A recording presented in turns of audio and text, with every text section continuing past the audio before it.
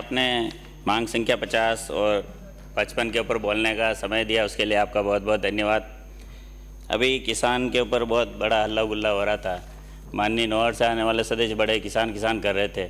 मैं उनको कहना चाहता हूँ, मेरे सामने बैठे हुए सभी सदस्यों को कहना चाहता हूँ, मैं खुद किसान हूँ, किसान का बेटा भी हूँ और इस सदन में किसान की बात भी करूँगा।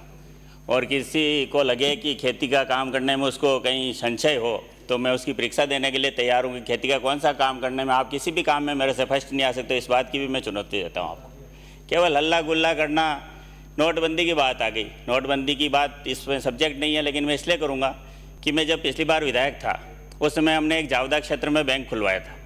उस बैंक की स्थिति थी कि बैंक के मैनेजर मुझे कहते थे कि आपने रिकमेंड की, बैंक खुल गया लेकिन ये बंद हो रहा है। वो नोटबंदी हुई जैसे ही और सारे लोग उस बैंक में पैसा जमा कराने लगे, उस बैंक मैनेजर ने मुझे धन्यवाद दिया और वो बैंक आज की तारीख में स्टेबल है। और ऐसे ही सहकारी समिति में बहुत सारी जगह लोगों ने पैसा जमा कराया और ये देश की अर्थव्यवस्था मजबूत हुई है। अभी कर्ज माफ़ी की बात चल रही थी। पिछली बार जब हमने कर्ज माफ़ी की थी, जब हम सरकार में थे वसुंधरा जी के टाइम पे, तो हमने उनको एक साथ में एक सर्टिफिकेट भी दिया कि आपको इतने रुपए तक का लोन माफ़ किया जाता ताकि व्यवस्थापक, अध्यक्ष या कोई भी गड़बड़ नहीं कर सके। मैं आपको कहना चाहता हूँ, आप लोगों ने घोषणा की थी कि हम सारा ऋण माफ़ कर देंगे, सारा लोन, लेकिन उस समय तो जनता, किसान भोला होता है, जहाँ से में आ जाता है और आपको बटन दबा करके बढ़िया ढंग से सरकार बना दी। लेकिन जब आपके काले कारनामे उनको पता लगा तो अभी आपकी संख्या सिमट कर कितनी रह गई वो आपके सामने है। मैं एक लंपी बीमारी की भी बात माननीय सदस्य ने की थी। मुझे जिला प्रमुख रहने का मौका मिला सभापति महोदय, उसमें आपका भी बड़ा योगदान था जिला प्रमुख बनने में, क्योंकि मैं दूसरी बार चुनाव हार गया था 1500 वोट से। लेकिन उस समय सरकार तो लफड़े में थी, पता नहीं इधर उधर इस कोरोना में, लंपी में आप लोग तो गायब थे। आपकी सरकार होटलों में निवास कर रही थी। उस समय इनके जॉइंट डायरेक्टर मेरे पास आए कि आप जिला प्रमुख को कुछ दे सकते हो क्या। मैंने कहा 10 लाख रुपए से लेकर के आपको जितना पैसा चाहिए, 20, 30, 40, 50 लाख रुपए मैं इस लंपी बीमारी के लिए देना चाहता हूँ। बाद में दिक्कत ये आई थी कि कानूनी रूप से जिला प्रमुखों को अनुमति नहीं कर रखा था। तो मैं अब इस सदन में आ गया हूँ, तो मंत्री महोदय आपसे आग्रह करूँगा कि ऐसी कोई बीमारी आए तो उस समय जिला परिषदों को भी 10, 20, 50 लाख रुपए, क्योंकि एमएलए के पास एक फिक्स फंड होता है और जिला परिषद में पैसा होता है, तो केवल इस बीमारियों के लिए ऐसी कोई बीमारी आए तो उसमें आप सरकार इसमें अनुमति करे, ताकि उस जो बोल नहीं सकता है जानवर के लिए कोई पैसा अगर मिल जाएगा तो ठीक बढ़िया काम रहेगा। अब जो समर्थन मूल्य पर खरीद की बात आती तो सब सरकारें खरीद करती है। आपकी सरकार ने भी की होगी, इस सरकार ने भी की होगी, न्यूनतम समर्थन मूल्य की हमेशा बात चलती रहती है। लेकिन मेरा इसमें सभापति महोदय आपके माध्यम से आग्रह है कि किसान अपनी पैदावार पैदा होने के बाद उसको इकट्ठे करके वो क्रय विक्रय केंद्र पर ले जाता है या बाजार में ले जाता है, तो अगर न्यूनतम समर्थन मूल्य पर खरीद उसी सहकारी समिति पर जीएसएस पर ही हो और बारदान में, जैसा मध्य प्रदेश में होता है, वहाँ बारदान के भी पैसे जोड़ दिए जाते हैं, उनको भुगतान कर दिया जाता है और किसान अपने घर से बोरी भर करके पैक करके फिक्स तौल करके लाता है और समिति के वहाँ जमा करा देता है और उसका पेमेंट उसको मिल जाता है विथ बारदान। तो ऐसी व्यवस्था राजस्थान में लागू होनी चाहिए। और मेरा तो मंत्री महोदय से भी आग्रह रहेगा कि प्रत्येक ग्राम पंचायत पर जहाँ जीएसएस नहीं खुले हैं, आप बड़ा मन रख करके सब जगह सदस्य बना दो। बहुत सारी बार सरकारें डरती भी है कि सदस्य समिति के चुनाव होंगे, किसका अध्यक्ष बनेगा, क्या होगा, क्रय विक्रय में कौन बनेगा। लेकिन आपको एक, जैसे पार्टियां, राजनीतिक पार्टियां, चाहे भाजपा हो, कांग्रेस हो, दूसरी पार्टियां अपना सदस्यता अभियान चला करके फिर मंडल अध्यक्ष, जिला अध्यक्ष सारी प्रक्रिया करती है, ऐसे ही समिति के अंदर आप भी किसानों को सदस्य बनाने के लिए खुली छूट दे दें। चाहे सामने बैठे वाले सदस्य के मेंबर बने या हमारे बने, लेकिन सदस्य बनने चाहिए। किसान मेंबर बनेगा तो सहकारी समितियाँ और मजबूत होगी और उनका चुनाव का जो कार्यक्रम है वो भी व्यवस्थित नियमित अंतराल में, जैसे विधानसभा लोकसभाओं के चुनाव होते हैं, लेकिन सहकारी समितियों को कोर्ट की शरण लेनी पड़ती है। विभिन्न समितियों को कोर्ट के माध्यम से चुनाव कराए जाते हैं, तो कोर्ट में नहीं जाना पड़े और आप एक नियमित इनका अंतराल में घोषणा कर दे चुनाव कार्यक्रम की, तो एक बढ़िया कार्यक्रम रहेगा।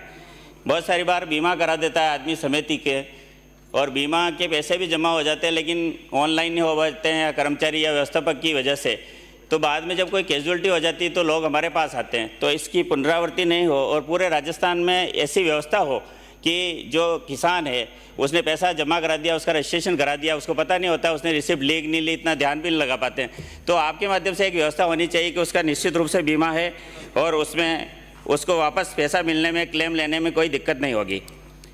खाद्य सुरक्षा की बात भी मैं करना चाहूँगा। बहुत सारी जगह, जैसे किसी माननीय सदस्य ने भी कहा है कि डमी राशन डीलर बहुत सारी जगह देखने में आता है, तो जहाँ कहीं भी डमी राशन डीलर अगर ध्यान में आता है, हम लोगों को भी ध्यान में आता है, तो हम आपको शिकायत करेंगे। और डमी राशन डीलर कहीं नहीं रहना चाहिए। खाद्य सुरक्षा के अधिकारी बहुत सारी बार सैंपल लेने जाते हैं माननीय सभापति महोदय, तो वो सैंपल लेने इसलिए जाते हैं कि उनको कुछ मिल जाए, उनका मकसद और होता है।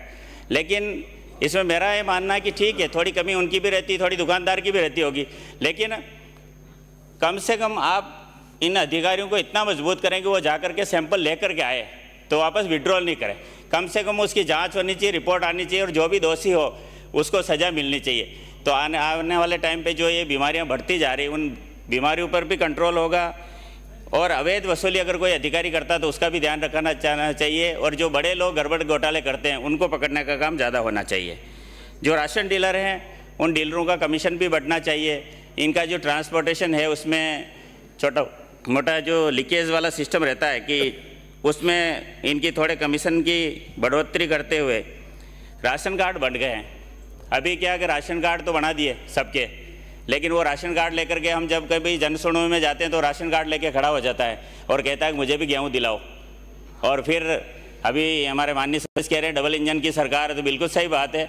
ये ओळमा भी मिलता है कि डबल इंजन की सरकार है। तो मैं भी आपसे कहूँगा कि आप दिल्ली की सरकार में बात करके कि ये खाद्य सुरक्षा का जो पोर्टल है उस पर भी पोर्टल भी खुले। जो नेशनल फूड सिक्योरिटी एक्ट में प्रतिबंध लगा हुआ है उसका एक रेशियो तय है, लेकिन इसमें जैसे प्रधानमंत्री जी ने पहले अपील की थी कि जो गैस की सब्सिडी छोड़ेगा तो दूसरे आदमी को फ़ायदा मिलेगा, तो ऐसी एक अपील हम राजस्थान के सारे विधायक मिल करके कर सकते हैं कि थोड़ा बहुत जो सक्षम आदमी उसको लगता है कि मेरा इसमें नाम नहीं होगा तो चलेगा, लेकिन जो गरीब आदमी जो वास्तव में हकदार है, और हम लोग भी फील्ड में जाते हैं जब वो मांग करता है, तो उसके लिए ये NFSA का पोर्टल खुला हुआ रहना चाहिए। और 1-2 दिन 5 दिन के लिए खोलने की ज़रूरत नहीं, हमेशा खुला रहना चाहिए। और वहाँ का अधिकारी इसको मेंटेन करे और ज़रूरतमंद लोग हैं उनके नाम जुड़ने चाहिए। और जो अपात्र लोग हैं या कोई स्वेच्छा से अपनी सब्सिडी छोड़ना चाहते हैं तो उनके वहाँ से नाम हट सकते हैं। जो दूरस्थ क्षेत्र हैं जहाँ राशन डीलर एक है और अगर उसमें गाँव ज़्यादा है, और ग्रामीण क्षेत्र में मेरे जैसे आदिवासी बेल्ट भी है, कुछ लोग दूर दूर गाँव हैं, जंगलों में है, तो उस जगह थोड़े केंद्र का विकेंद्रीकरण करके 2 जगह, एक है तो उसके 2 होने चाहिए या 3 होने चाहिए, और 300, 350, 400 पे एक वितरण केंद्र खुल जाए तो वहाँ चोरी भी होने की संभावना भी कम रहेगी। और जो आम नागरिक है जिसको ये सुविधा लेनी है तो उसको बढ़िया ढंग से सुविधा मिल जाएगी। अब मेरा रेशो भी मेंटेन हो जाएगा। मेरा मंत्री महोदय से आग्रह है कि प्रत्येक जगह जहाँ ऐसी कोई संभावना है तो वहाँ ये केंद्र खुलने चाहिए। बाकी मंत्री जी दोनों जवान हैं, युवा हैं, और आज एक तो तैयार होकर के आए हैं, जैसे बारात दूल्हा तैयार होकर आए, तो दोनों मंत्रियों का हृदय से धन्यवाद भी करूँगा। और जो कुछ कमियां रह गई है उन कमियों को ठीक करते हुए आप इसको बढ़िया से करने की कोशिश करेंगे। और सभापति महोदय, आपने मुझे दोनों मांगों पर बोलने का समय दिया, इसके लिए बहुत बहुत धन्यवाद। भारत माता की जय।